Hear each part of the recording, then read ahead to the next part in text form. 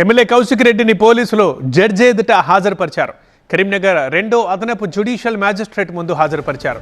Remand report reject చేయాలంటూ కౌశిక్ రెడ్డి తరపు న్యాయవాది వాదన వినిపించారు. రిమాండ్ రిపోర్ట్ రిజెక్ట్ పై వాదనలు స్టిల్ కొనసాగుతున్నాయి. కాసేపట్లో జడ్జి డెసిషన్ వెల్లడించబోతున్నారు.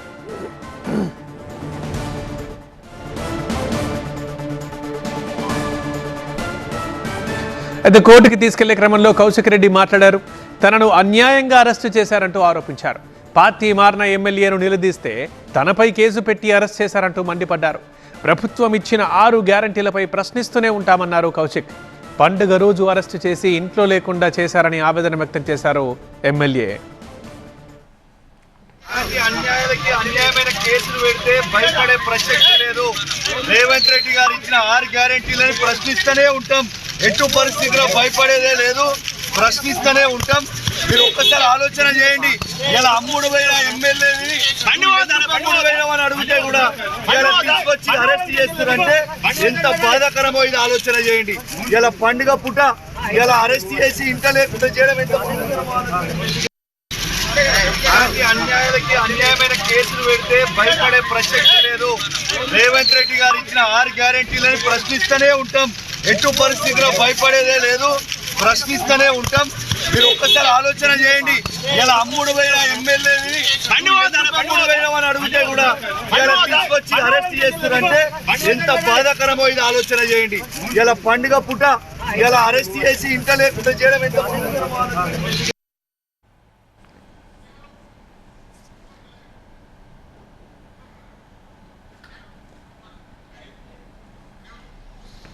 రైట్. ఇక కరీంనగర్ నుంచి సంపత్ని లైవ్లోకి తీసుకుందాం. సంపత్, ఏంటి ప్రస్తుతం ఏం జరుగుతోంది? కౌశిక్ మాట్లాడిన మాటలైతే చూసాం. కౌశిక్ తరఫు లాయర్లు ఏమంటున్నారు? ప్రస్తుతం అక్కడ ఏం జరుగుతుంది?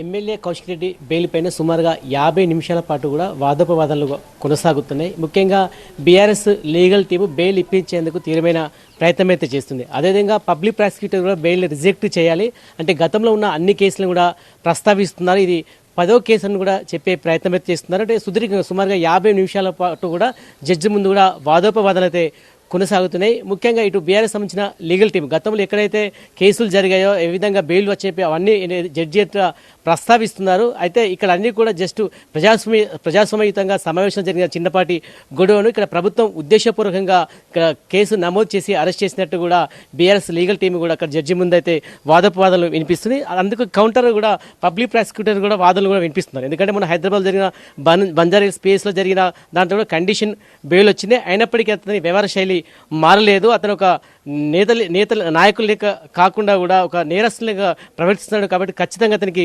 బెయిల్ ఇవ్వకూడదు, ఖచ్చితంగా జైలుకు పంపాలంటూ కూడా పబ్లిక్ ప్రాసిక్యూటర్ తన వాదన అయితే వినిపిస్తున్నాడు. ఇవన్నీ కూడా జడ్జి వింటున్నారు. ఎందుకంటే గతంలో ఎక్కడైతే బెయిల్ వచ్చిన కేసులన్నీ కూడా ప్రస్తావిస్తున్నారు. కానీ సుమారుగా ఒక 50 నిమిషాల పాటు అయితే ఒక వాదోపవాదనలు జరుగుతున్నాయి. అతనికి సంబంధించిన ఇప్పటికీ 3 కేసుల్లో మొత్తం 12 సెక్షన్ల కింద కేసు నమోదు చేశారు. అంత కొన్ని బెయిలబుల్ ఉన్నప్పటికీ ఒకసారి జడ్జి దగ్గరికి వెళ్ళినప్పుడు ఏమైనా ఎఫ్ఐఆర్లో చేంజ్ అయిన అంశం అయితే బయటికి రావట్లేదు. ఎందుకంటే ఇలా నాన్ బెయిలబుల్ కేసులు లేదు కాబట్టి ఖచ్చితంగా బెయిల్ ఇవ్వాలంటూ కూడా బీఆర్ఎస్ లీగల్ టీం మాత్రం జడ్జి ముందు ఇదే విషయాన్ని ప్రస్తావిస్తుంది. కానీ అందుకు కౌంటర్గా పబ్లిక్ ప్రాసిక్యూటర్ కూడా చెప్తున్నారు. ఎందుకంటే ఇది ఒకే కేసు కాదు, మీరు చాలా కేసులు అని చెప్పి ఇవరికి ఎన్ని కేసులున్నా అన్ని కేసుల విషయాన్ని కూడా పబ్లిక్ ప్రాసిక్యూటర్ జడ్జి ముందు ప్రస్తావిస్తున్నారు. అవన్నీ కూడా వింటున్నారు. కొంత ఏదైతే ఉత్తర్వుడానికి సమయం పట్టే అవకాశం అయితే కనబడుతుంది. ఎందుకంటే ముఖ్యంగా మొన్న జరిగిన హైదరాబాద్ జరిగిన గొడవనే మెయిన్గా ప్రస్తావిస్తున్నారు. గతంలో అతని ప్రవర్తన తీరు ఏ విధంగా ఉంది, ఎందుకంటే ఒక ఎమ్మెల్యే పైన ఏ విధంగా దాడి చేశారు, ఇది ప్రజాస్వామ్యానికి విఘాతం కలుగుతుంది. కాబట్టి ఖచ్చితంగా ఇతన్ని జైలుకు పంపాలి, బెయిల్ ఇవ్వకూడదని చెప్పి కూడా ప్రభుత్వ ప్రాసిక్యూటర్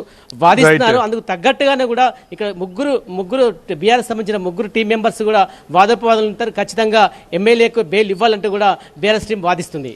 రైట్ సంపత్, అది